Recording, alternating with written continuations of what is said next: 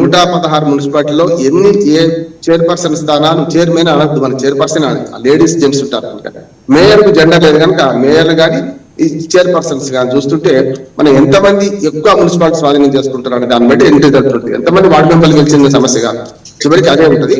దానిలో నాంచన ఏంటంటే 7 కార్పొరేషన్లలో బీఆర్ఎస్ కు 0 వస్తుందేమో అనిపిస్తుంది నాకంటే, పెద్దగా అవకాశాలు లేవు కార్పొరేషన్లలో.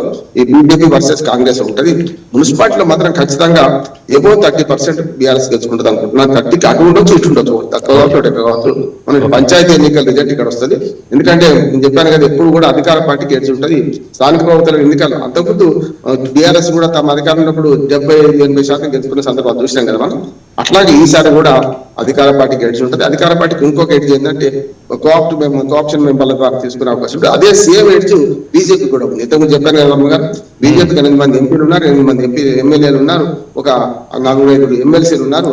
దీనివల్ల వాళ్ళకు అవకాశాలు ఎక్కువనే ఉంటాయి. దొడ్డిదారిన గెలుచుకునే అవకాశాలు ఈ 2 ప్రధాన జాతీయ పార్టీలకు ఉంటే, బీఆర్ఎస్ కూడా ఎంపీల సంఖ్య లేదు కానీ ఎమ్మెల్యేల సంఖ్య ఉన్నది.